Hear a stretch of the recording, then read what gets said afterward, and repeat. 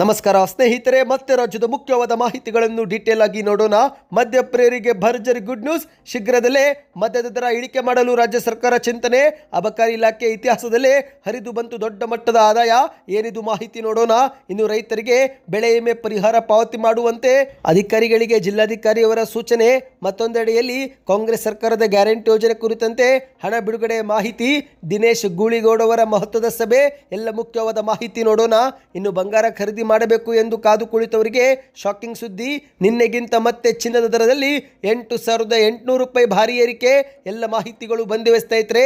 ಇನ್ನು ನೀವು ಕೂಡ ರೈತರಾಗಿದ್ದರೆ, PM ಕಿಸಾನ್ ಸಮ್ಮಾನ್ ನಿಧಿ ಯೋಜನೆ ಫಲಾನುಭವಿಗಳಾಗಿದ್ದರೆ ನಿಮಗೆ ಒಂದು ಗುಡ್ ನ್ಯೂಸ್, ಮತ್ತೊಂದು ಮುಖ್ಯವಾದ ಸೂಚನೆ.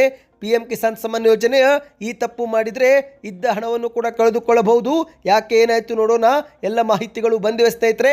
ವಿಡಿಯೋನ ಶುರು ಮಾಡೋಕ್ಕಿಂತ ಮೊದಲು ನೀವು ನಮ್ಮ ಚಾನಲ್ಗೆ ಮೊದಲು ಬಾರಿ ಭೇಟಿ ಕೊಡ್ತಾ ಇದ್ದರೆ ಕೆಳಗೆ ಕಾಣುವ ಸಬ್ಸ್ಕ್ರೈಬ್ ಬಟನ್ ಕ್ಲಿಕ್ ಮಾಡಿ, ಪಕ್ಕದಲ್ಲಿ ಗಂಟೆ ಕಾಣಿಸುತ್ತೆ, ಅದು ಕೂಡ ಒತ್ತಿದ್ರೆ ರಾಜ್ಯದ ಮುಖ್ಯವಾದ ಮಾಹಿತಿಗಳು ನಿಮಗೆ ಸಿಗುತ್ತವೆ. ವಿಡಿಯೋಗೆ ಲೈಕ್ ಮಾಡಿ ಮತ್ತು ವಿಡಿಯೋ ಪೂರ್ತಿಯಾಗಿ ನೋಡಿ. ಬನ್ನಿ ಸ್ನೇಹಿತರೆ, ಎಲ್ಲ ಮುಖ್ಯವಾದ ಮಾಹಿತಿಗಳನ್ನು ಡೀಟೇಲ್ ಆಗಿ ನೋಡೋಣ.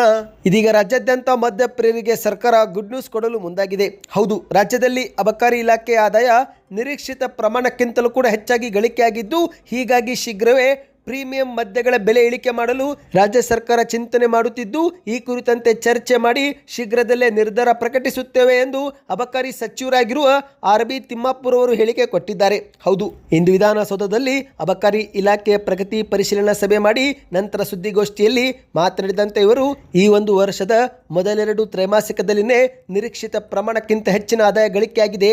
ಈ ಒಂದು ಅವಧಿಯಲ್ಲಿ 16,290 ಕೋಟಿ ರೂಪಾಯಿ ಆದಾಯ ನಾವು ನಿರೀಕ್ಷೆ ಮಾಡಿದ್ದೆವು. ಆದರೆ 16,358 ಕೋಟಿ ರೂಪಾಯಿ ಆದಾಯ ಬಂದಿದೆ.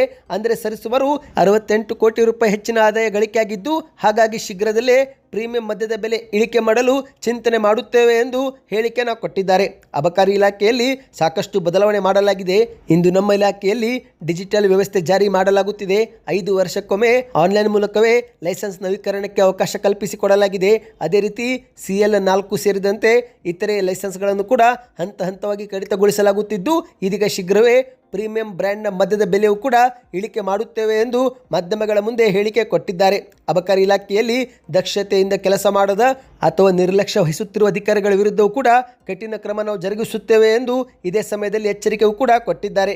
ಹೌದು ಸ್ನೇಹಿತರೆ, ಒಟ್ಟಿನಲ್ಲಿ ಮದ್ಯಪ್ರಿಯರಿಗೆ ಸಿಹಿ ಸುದ್ದಿ ಸಿಕ್ಕಿದೆ. ಹೆಚ್ಚಿನ ಆದಾಯ ಬಂದಿದ್ದರಿಂದ ಇತರೆ ಪ್ರೀಮಿಯಂ ಬ್ರ್ಯಾಂಡ್ನ ಬೆಲೆಯನ್ನು ಇಳಿಕೆ ಮಾಡುವ ಕುರಿತಂತೆ RB ತಿಮ್ಮಾಪುರ ಅವರು ಹೇಳಿಕೆಯನ್ನು ಕೊಟ್ಟಿದ್ದಾರೆ. ಇನ್ನಿದೀಗ ಎರಡನೇ ಮುಖ್ಯವಾದ ಮಾಹಿತಿಗೆ ಹೋಗೋಣ. ನೀವು ಕೂಡ ರೈತರಾಗಿದ್ದರೆ ಕಮೆಂಟ್ನಲ್ಲಿ ರೈತ ಎಂದು ಕಮೆಂಟ್ ಮಾಡಿ. ಇದೀಗ ಚಿತ್ರದುರ್ಗ ಜಿಲ್ಲೆ ರೈತರಿಗೆ ಅಲ್ಲಿನ ಜಿಲ್ಲಾಧಿಕಾರಿಯಾಗಿರುವ ವೆಂಕಟೇಶ್ ಅವರು ಸಿಹಿ ಸುದ್ದಿ ಕೊಟ್ಟಿದ್ದಾರೆ. ಹೌದು, ಹಿರಿಯೂರು ತಾಲೂಕಿನಲ್ಲಿ ಪ್ರಸ್ತುತ ಮುಂಗಾರು ಹಂಗಾಮಿನ ಜೂನ್ ಮತ್ತು ಜುಲೈ ತಿಂಗಳಲ್ಲಿ 48% ಮಳೆ ಕೊರತೆಯಾಗಿದ್ದು, ಹೀಗಾಗಿ ಈ ತಾಲೂಕಿನ ಒಟ್ಟು ಕೃಷಿ ಭೂಮಿ ಪೈಕಿ 14% ಮಾತ್ರ ಬಿತ್ತನೆಯಾಗಿದ್ದರಿಂದ ಶೀಘ್ರವೇ ಬೆಳೆ ವಿಮೆ ತುಂಬಿದಂಥ ರೈತರಿಗೆ ನಿಯಮಾನುಸಾರ 25% ವಿಮಾ ಪರಿಹಾರ ನೀಡಲು ಸರ್ಕಾರಕ್ಕೆ ಶಿಫಾರಸು ನೀಡುತ್ತೇವೆ ಎಂದು ಜಿಲ್ಲಾಧಿಕಾರಿಯಾಗಿರುವ ವೆಂಕಟೇಶ್ ಅವರು ಹೇಳಿಕೆಯನ್ನು ಕೊಟ್ಟಿದ್ದಾರೆ. ಹೌದು ಗೆಳೆಯರೆ, ಕೃಷಿ ಇಲಾಖೆ, ವಿಮಾ ಕಂಪನಿ ಹಾಗೂ ರೈತ ಮುಖಂಡರೊಂದಿಗೆ ಸಭೆ ನಡೆಸಿ ಜಿಲ್ಲಾಧಿಕಾರಿ ವೆಂಕಟೇಶ್ ಅವರು ಸೂಚನೆ ಕೊಟ್ಟಿದ್ದಾರೆ. ಹಿರಿಯೂರು ತಾಲೂಕಿನಲ್ಲಿ 40,510 ಹೆಕ್ಟೇರ್ ಕೃಷಿ ಭೂಮಿ ಪೈಕಿ ಕೇವಲ 5,900 ಹೆಕ್ಟೇರ್ ಪ್ರದೇಶದಲ್ಲಿ ಮಾತ್ರ ಬಿತ್ತನೆ ಮಾಡಲಾಗಿದೆ.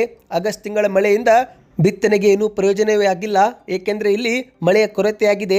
ಹಾಗಾಗಿ ರೈತ ಸುರಕ್ಷಾ ಪ್ರಧಾನಮಂತ್ರಿ ಫಸಲ್ ಬಿಮಾ ಯೋಜನೆಯಡಿಯಲ್ಲಿ ಹಿರಿಯೂರು ತಾಲೂಕಿನಲ್ಲಿ 9,410 ರೈತರು ನೋಂದಣಿ ಮಾಡಿಕೊಂಡಿದ್ದು, ಅಂದಾಜು 1.62 ಕೋಟಿ ವಿಮಾ ಕಂತು ಇವರು ಪಾವತಿಸಿದ್ದಾರೆ.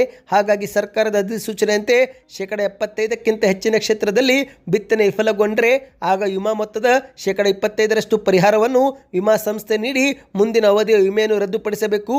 ಹಾಗಾಗಿ ಈ ಕುರಿತಂತೆ ನಾವು ಸರ್ಕಾರಕ್ಕೆ ಶಿಫಾರಸು ಮಾಡುತ್ತೇವೆ ಎಂದು ಹೇಳಿಕೆಯನ್ನು ಕೊಟ್ಟಿದ್ದಾರೆ. ನೀವು ಕೂಡ ರೈತರಾಗಿದ್ದರೆ ಕಮೆಂಟ್ನಲ್ಲಿ ರೈತ ಎಂದು ಕಮೆಂಟ್ ಮಾಡಿ. ಇನ್ನು ಇದೀಗ ಮತ್ತೊಂದು ಮುಖ್ಯವಾದ ಮಾಹಿತಿಗೆ ಹೋಗೋಣ ಸ್ನೇಹಿತರೆ.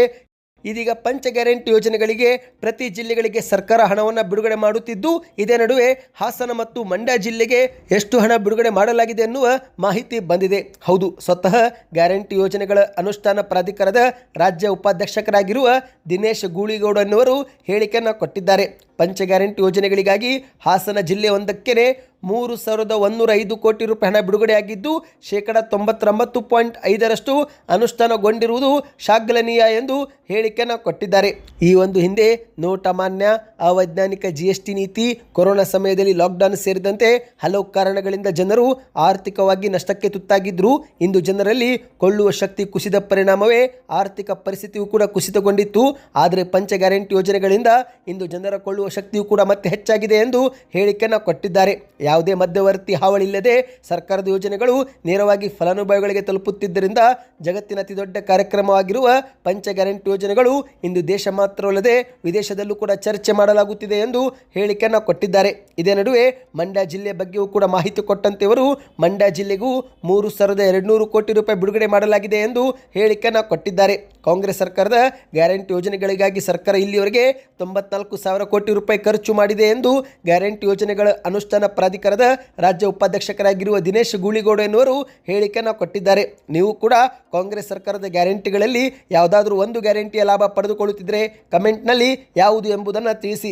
ಅಂದ ಹಾಗೆ ಸ್ನೇಹಿತರೆ, ಕಾಂಗ್ರೆಸ್ ಸರ್ಕಾರ ಇಲ್ಲಿಯವರೆಗೆ 21 ಕಂತಿನ ಗೃಹಲಕ್ಷ್ಮಿ ಯೋಜನೆ ಹಣವನ್ನು ಜಮೆ ಮಾಡಿದೆ. ಅಂದರೆ 42,000 ರೂಪಾಯಿ ಪ್ರತಿ ಕುಟುಂಬಗಳ ಬ್ಯಾಂಕ್ ಖಾತೆಗೆ ಜಮೆ ಮಾಡಿದೆ. ನಿಮ್ಮ ಖಾತೆಗೆ ಇಲ್ಲಿಯವರೆಗೆ ಎಷ್ಟು ಕಂತು ಜಮೆ ಆಗಿದೆ ಎನ್ನುವುದನ್ನು ಕಮೆಂಟ್ ಮಾಡಿ. ಇನ್ನಿದೀಗ ಮತ್ತೊಂದು ಮುಖ್ಯವಾದ ಮಾಹಿತಿಗೆ ಹೋಗೋಣ. ಚಿನ್ನದ ಬೆಲೆ ಕುಸಿತವಾದ ಬಳಿಕ ಖರೀದಿ ಮಾಡಿದರೆ ಆಯಿತು ಎಂದು ಕನಸು ಕಾಣುತ್ತಿದ್ದಂಥ ಜನರಿಗೆ ಚಿನ್ನದ ಬೆಲೆ ಇದೀಗ ತಣ್ಣೀರು ಎರಚಿದೆ. ಹೌದು ಸ್ನೇಹಿತರೆ, ಚಿನ್ನದ ಬೆಲೆ ಮತ್ತೊಮ್ಮೆ ಹೊಸ ದಾಖಲೆ ಸೃಷ್ಟಿ ಮಾಡಿದೆ. ಇತ್ತೀಚಿನ ಮಾರುಕಟ್ಟೆ ಚಲನಗಳನ್ನು ನೋಡಿದರೆ ಶೀಘ್ರದಲ್ಲೇ ಚಿನ್ನ 1 ಗ್ರಾಮ್ಗೆ 11,000 ರೂಪಾಯಿ ತಲುಪಬಹುದು. ಅಂದರೆ 24 ಕ್ಯಾರೆಟ್ 10 ಗ್ರಾಮ್ ಚಿನ್ನ ಖರೀದಿ ಮಾಡಲು ನೀವು 1,10,000 ರೂಪಾಯಿ ಕೊಡಬೇಕಾಗುತ್ತೆ. ಹೌದು, ಈ ಮೂಲಕ ಚಿನ್ನ ಖರೀದಿ ಮಾಡುವುದು ಇದೀಗ ಕನಸಾಗುತ್ತಿದೆ. ಹೌದು, ಒಂದು ಕಡೆಯಲ್ಲಿ ಕೆಲ ಮಾಧ್ಯಮಗಳು ಸುದ್ದಿಗಳು ಚಿನ್ನದ ಬೆಲೆ ಭಾರಿ ಕುಸಿತವಾಗುತ್ತೆ, ಶೇಕಡ 50ರಷ್ಟು ಬೀಳುತ್ತೆ ಎಂದೆಲ್ಲ ಸುದ್ದಿಗಳು ಮಾಡಿದ್ದು, ಆದರೆ ಮತ್ತೊಂದೆಡೆಯಲ್ಲಿ ಚಿನ್ನ ಮಾತ್ರ ಸತತವಾಗಿ ಗಗನಕ್ಕೆ ಏರುತ್ತಲೇ ಇದೆ.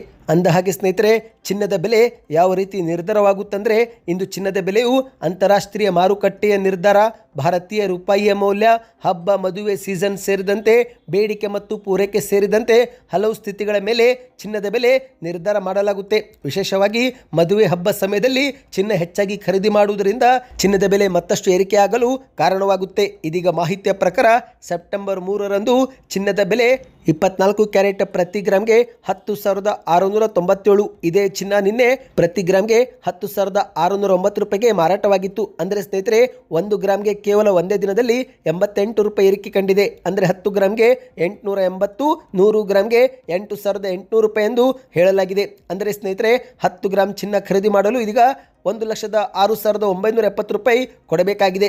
ಮುಂಬರುವ ದಿನಗಳಲ್ಲಿ ಶೀಘ್ರವೇ ಚಿನ್ನ 1,11,000 ಗಡಿ ದಾಟಬಹುದು ಎಂದು ಅಂದಾಜು ಕೂಡ ಮಾಡಲಾಗಿದೆ. ಇನ್ನಿದೀಗ ಕೊನೆಯ ಮುಖ್ಯವಾದ ಮಾಹಿತಿಗೆ ಹೋಗೋಣ.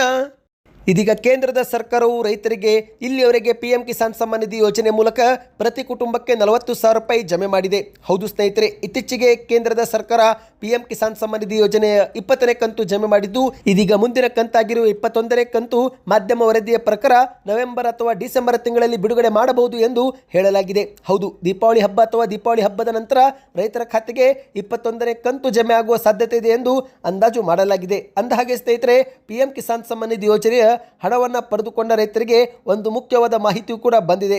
ಈಗ ಕಲಬುರಗಿ ಜಿಲ್ಲೆಯಲ್ಲಿ PM ಕಿಸಾನ್ ಸಮ್ಮಾನ್ ಹೆಸರಿನಿಂದಲೇ ಒಂದು ಲಿಂಕ್ ಅನ್ನು ಕ್ಲಿಕ್ ಮಾಡುವ ಮೂಲಕ 4 ಲಕ್ಷ ರೂಪಾಯಿ ಹಣವನ್ನು ಕಳೆದುಕೊಳ್ಳಲಾಗಿದೆ. ಹೌದು, ಅನಾಮಿಕರಿಂದ PM ಕಿಸಾನ್ ಸಮ್ಮಾನ್ ಹೆಸರಿನಿಂದ ಬಂದಂಥ ವೆಬ್ ಲಿಂಕ್ ಕ್ಲಿಕ್ ಮಾಡಿ 3,93,000 ರೂಪಾಯಿ ಕಳೆದುಕೊಂಡು ಕಲಬುರಗಿ ನಗರದ ಸಣ್ಣ ಠಾಣೆಯಲ್ಲಿ ಪ್ರಕರಣ ದಾಖಲಾಗಿದೆ. ಮಾಧ್ಯಮ ವರದಿಯ ಪ್ರಕಾರ ಬೀದರ ಮೂಲದ ವ್ಯಕ್ತಿಯಾದಂಥ ಇವರು ಕಲಬುರಗಿಯಲ್ಲಿ ವೀರಶೈವ ಕಲ್ಯಾಣ ಮಂಟಪ ಹತ್ತಿರವೇ ಪಾನಿಪುರಿ ವ್ಯಾಪಾರ ಮಾಡುತ್ತಿದ್ದಾರಂತೆ. ಅಪ್ಪಾರಾವ್ ರಾನಾಬಾ ಸೋಪುರ್ ಎನ್ನುವರು ಹಣ ಕಳೆದುಕೊಂಡವರಾಗಿದ್ದಾರೆ. ಜುಲೈ 15ರಂದು ಸಂಜೆ ವೇಳೆಗೆ ಮೊಬೈಲ್ಗೆ PM ಕಿಸಾನ್ ಎಂಬ ಹೆಸರು ಲಿಂಕ್ ಬಂದಿದೆ. ಅದನ್ನು ನೋಡಿ PM ಕಿಸಾನ್ ಹಣ ಬಂದಿರಬಹುದು ಎಂದು ಲಿಂಕ್ ಅನ್ನು ಕ್ಲಿಕ್ ಮಾಡಿದ್ದಾರೆ. ಕೂಡಲೇ ಮೊಬೈಲ್ ಕೂಡ ಹ್ಯಾಂಗ್ ಆಗಿದ್ದು ಕೆಲವೇ ಕ್ಷಣದಲ್ಲಿ ಹಲವಾರು OTPಗಳು ಮೊಬೈಲ್ಗೆ ಬಂದಿವೆ. ಕೂಡಲೇ ಮೊಬೈಲ್ ಕೂಡ ಬಂದಾಗಿದ್ದು ನಂತರ ಮೊಬೈಲ್ ಆನ್ ಮಾಡಿ ನೋಡಿದಾಗ ಹಲವು OTPಗಳಿಂದ ಹಣ ಕಳೆದು ಹೋಗಿದೆ. ಒಟ್ಟಿನಲ್ಲಿ ಇಷ್ಟೇ ಸ್ನೇಹಿತರೆ, PM ಕಿಸಾನ್ ಸಮ್ಮಾನ್ ನಿಧಿ ಯೋಜನೆ ಹಣ ಬಂದಿದೆಯೋ ಬಂದಿಲ್ಲ ಎಂಬುದನ್ನು ಖಚಿತ ಮಾಡಿಕೊಳ್ಳಲು ನೀವು ಬ್ಯಾಂಕ್ ಅಪ್ಲಿಕೇಶನ್ನಲ್ಲಿ ನಿಮ್ಮ ಅಕೌಂಟ್ ಬ್ಯಾಲೆನ್ಸ್ ಅನ್ನು ಚೆಕ್ ಮಾಡಿ, ಅಕೌಂಟ್ ಸ್ಟೇಟ್ಮೆಂಟ್ಗಳನ್ನು ಚೆಕ್ ಮಾಡಿ. ಆದರೆ ಯಾವುದೇ ರೀತಿಯ ಲಿಂಕ್ಗಳನ್ನು ಕ್ಲಿಕ್ ಮಾಡಬೇಡಿ. ಸದ್ಯಕ್ಕೆ ಎಷ್ಟೇ ಇತ್ತು ಈ ಮಾಹಿತಿ. ನೀವೇನಾದರೂ ಪೂರ್ತಿಯಾಗಿ ಕೊನೆವರೆಗೂ ನೋಡಿದರೆ ಕಮೆಂಟ್ನಲ್ಲಿ ಕಂಪ್ಲೀಟ್ ವಿಡಿಯೋ ಎಂದು ಕಮೆಂಟ್ ಮಾಡ್ತಾ ವಿಡಿಯೋಗೆ ಲೈಕ್ ಮಾಡಿ.